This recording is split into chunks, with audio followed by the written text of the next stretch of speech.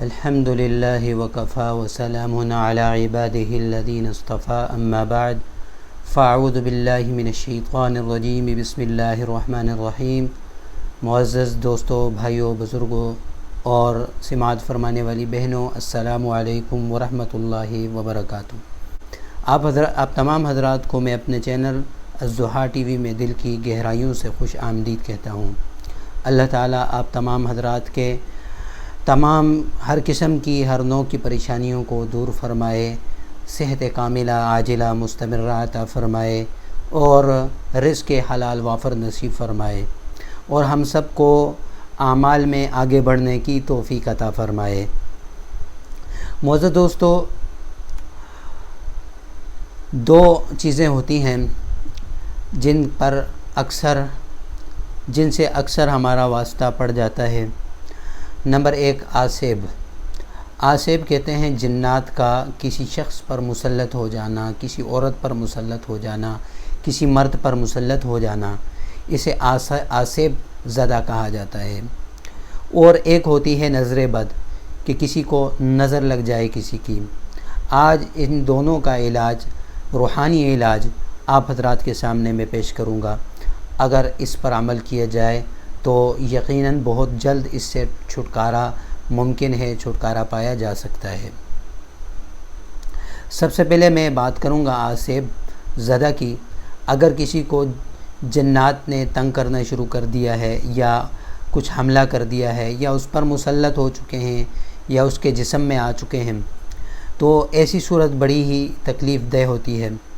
تو اگر جنات کی صورت ہے، یا پھر کسی کو نظر بد لگ گئی ہو اور نظر بد کی وجہ سے وہ کسی بیماری میں مبتلا ہو چکا ہو، یا کسی اور پریشانی میں مبتلا ہو چکا ہو، کاروبار اس کا ٹھپ ہو چکا ہو، نظر سے بہت سارے معاملات ہو جاتے ہیں۔ اللہ کے رسول صلی اللہ علیہ وسلم نے ارشاد فرمایا کہ نظر بد اونٹ کو ہنڈیا تک اور آدمی کو قبر تک پہنچا دیتی ہے۔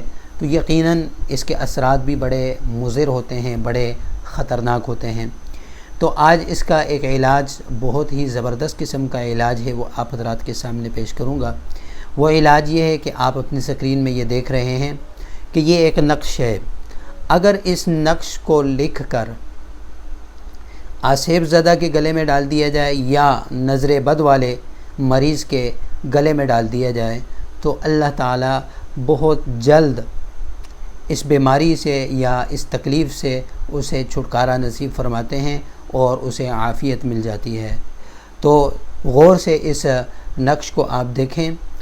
بالکل اسی طرح آپ نے کسی کاغذ پر سیاہی کے ساتھ، کالی سیاہی ہو یا نیلی سیاہی ہو، اس کے ساتھ جو ہے آپ نے لکھنا ہے، بالکل اسی طرح لکھنا ہے اور مریض کے گلے میں ڈال دینا ہے۔ انشاءاللہ بہت جلد آپ مریض کو صحیح حالت میں، تندرست حالت میں دیکھیں گے، اور جیسے جیسے نقش کا وقت گزرتا جائے گا اسے افاقہ آتا جائے گا اور مریض بالکل ٹھیک ہو جائے گا۔